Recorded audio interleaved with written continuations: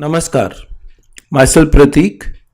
In this session, we will discuss the implementation of recombination or crossover in genetic algorithms. Let us start this session.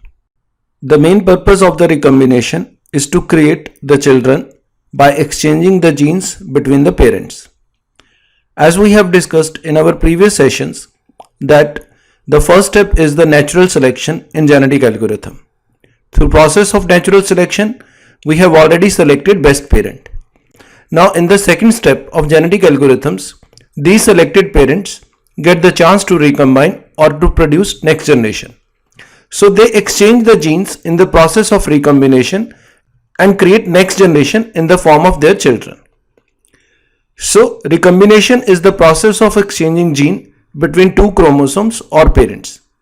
Actually, this is a simulation of natural crossover where the gene between chromosome of parents are combined.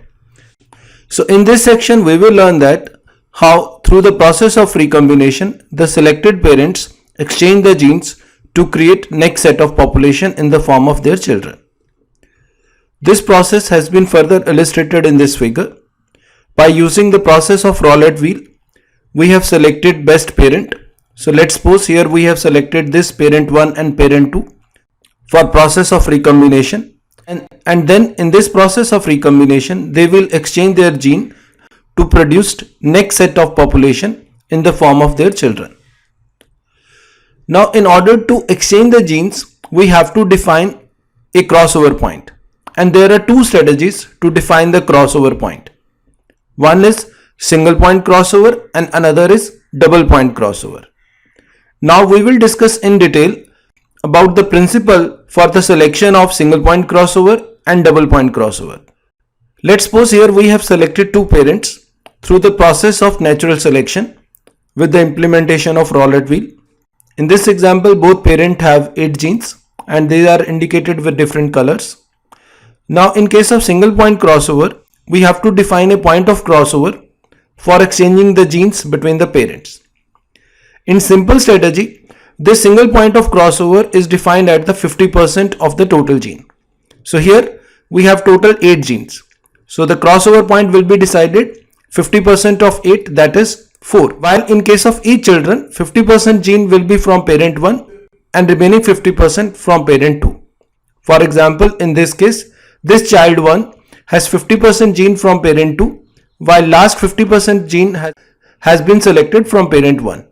In case of child 2, we have first 50% gene from parent 1, while second half is derived from parent 2. So these children are actually the 50% representation of each of the parent. And this simple logic is considered as single point crossover, where we have selected the point of crossover as the 50% of the total number of genes. Now in order to add more randomness into our system, there is another strategy called as stochastic single point crossover. In this, it is not necessary to point single point crossover around the middle point of the gene structure. In order to assign stochastic behavior to single point crossover, in this we can choose any random point of crossover. It means that we can choose a point of crossover between a number 1 to n-1 for exchanging the gene between the parents. Of course, we cannot set the random point at number 0 or number n. It should be 1 to n-1. So let's suppose in this example we have total 8 genes. So the point of crossover should be set between 1 to 7.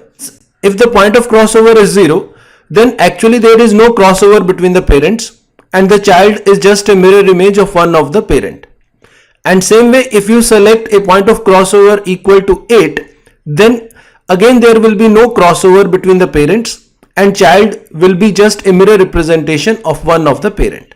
So in order to have gene structure of both the parents, the crossover point should be set between 1 to n-1. So it should be 1 to 7 in this particular case, because here we have total 8 number of genes. This process has been further illustrated in this figure. So if the point of crossover is 1, you can see that the first child will have only 1 gene from parent 1, while 7 gene from parent 2, and another child 2 will have 1 gene from parent 2 and 7 gene from parent 1.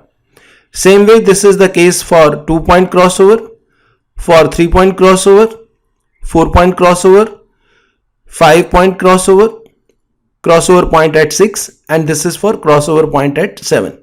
And you can clearly see that if you choose crossover point 0 or crossover point 8, then the child will be mirror representation of their parent. So there is no purpose of selecting crossover point 0 or crossover point 8. So the final conclusion is that in case of single point crossover, we have to select the crossover point between 1 to maximum number of gene minus 1. In this example, it is between 1 to 7. Now we have another strategy called as double point crossover. So in this, instead of having only 1 point of crossover, we can have 2 points of crossover. Actually, this double point crossover help us to add more randomness into our system. In this case, 2 points are chosen and then exchange of gene from both the parents occur along these 2 points. So for example, in this case here we have selected 2 point of crossover between 0.2 and 0.6. So you can see that here on both of these points the crossover of gene happens. First 2 genes are from parent 2, while these are the genes of parent 1, and again we have the genes from parent 2. In this case of child B, the first 2 genes are from parent 1, while these 4 genes are parent 2, and last 2 genes are again from parent 1. You can clearly see that if we use double point crossover, then we have a more randomness in the gene structure of child as compared to single point crossover. So to add more variety into population, commonly we use double point crossover, and in this case the genes of parent are exchanged along these 2 points. Here we are exchanging the genes at point CA and CB. It is important to note that in case of double point crossover, we cannot choose both the crossover points at the same locations because if they are overlapping with each other, then its result is same as single point crossover. So both the point of crossover should be set at different positions. For example, in this case, if we choose CA and CB overlapping with each other, then the result will be like the result of single point crossover. So the condition is that in case of double point crossover, CA and CB should be set at different positions, and then we have a child with better random characteristics as compared to single point crossover. In next video session, we will discuss the algorithm for creating next set of population by using the process of recombination or crossover.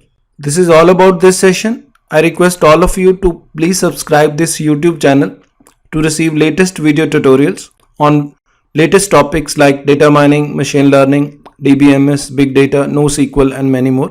We have created various online courses over Udemy platform to learn the concept in a simplified manner.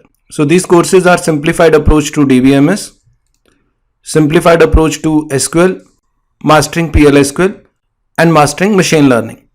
All these courses are available over Udemy platform. You can join these courses to learn these concepts in a simplified way. I have also authored books on data mining and data warehousing, DBMS, NoSQL, beginning with SQL, and PLSQL for beginners. All these books are available at Amazon platform. To read more on this, you can refer my website prateekbhatia.com. Thanks for watching this video.